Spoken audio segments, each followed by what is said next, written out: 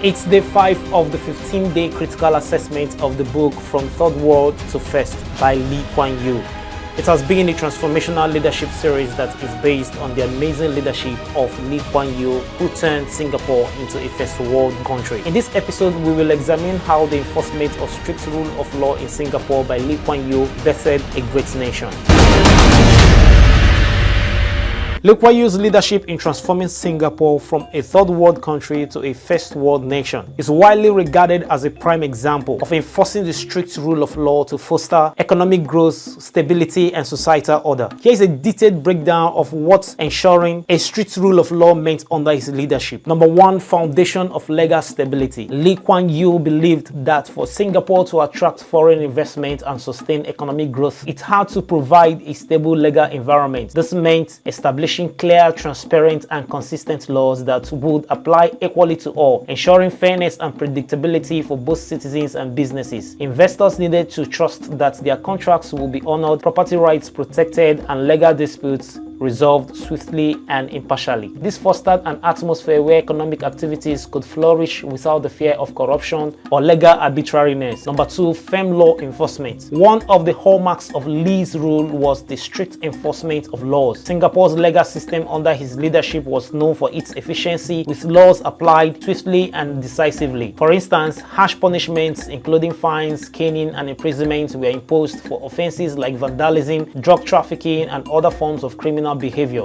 The goal was to create a society where crime was deterred through a strong legal presence, ensuring public safety and discouraging deviant behavior. Number 3, zero tolerance for corruption. Just as we mentioned in our day 4, Lee Kuan Yew emphasized a zero tolerance approach to corruption, recognizing that corruption could erode public trust in institutions and impede progress. He set up the Corrupt Practices Investigation Bureau (CPIB), granting it wide-ranging powers to investigate and prosecute corruption at all levels of government and society. This led to the creation of a clean and efficient public service, which was crucial for ensuring that government institutions remained effective and trustworthy. Number 5, social discipline and order. Singapore's transformation was also underpinned by laws that promoted social discipline and order. Lee Kuan Yew introduced legislation that dictated acceptable social behaviors, from chewing gum bans to strict cleanliness rules, all aimed at shaping the conduct of citizens to align with the country's broader goals of progress and efficiency. While some critics viewed this as draconian, Lee believed that a highly disciplined society was necessary to ensure Singapore's long-term survival in a competitive global environment. Number 5, rule of law as a tool for economic development. Lee Kuan Yew used the rule of law not only to maintain order, but also as a strategic tool for economic development. Singapore's clear legal framework provided a business-friendly environment, making it a global hub for trade, finance, and technology. Investors were assured of the protection of intellectual property rights, stable regulations, and an impartial judiciary. These factors helped Singapore grow from a struggling post-colonial state into a global economic powerhouse. Number 6, maintaining political stability. Lee Kuan Yew's strict rule of law also extended to the political arena. He took decisive actions to neutralize political opponents and dissenters, employing defamation suits and other legal mechanisms to suppress what he considered destabilizing influences. While this was criticized by some as authoritarian, Lee argued that strong leadership and political stability were essential in the early years of nation building to prevent chaos and ensure long-term development. Number 7, balancing tough laws with prosperity. Despite the perception of harshness, Lee Kuan Yew's vision of strict legal adherence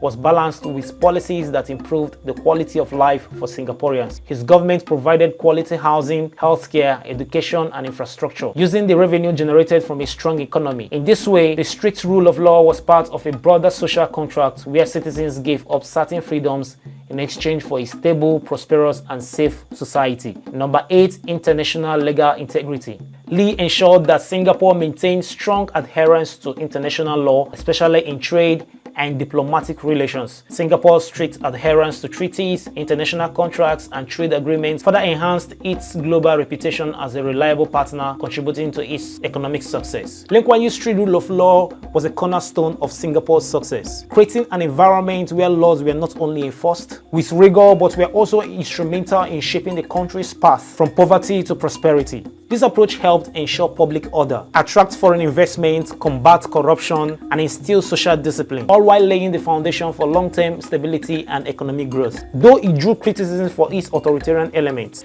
it remains a defining factor in Singapore's transformation into a first world nation. I believe we can do that in Nigeria. I still believe that we only have one person who can actually do it right now in Nigeria. His name remains P2B. This is the COO, and my name is Chikize Ogbonna Oyenonozochi. Here we talk solution. See you next time.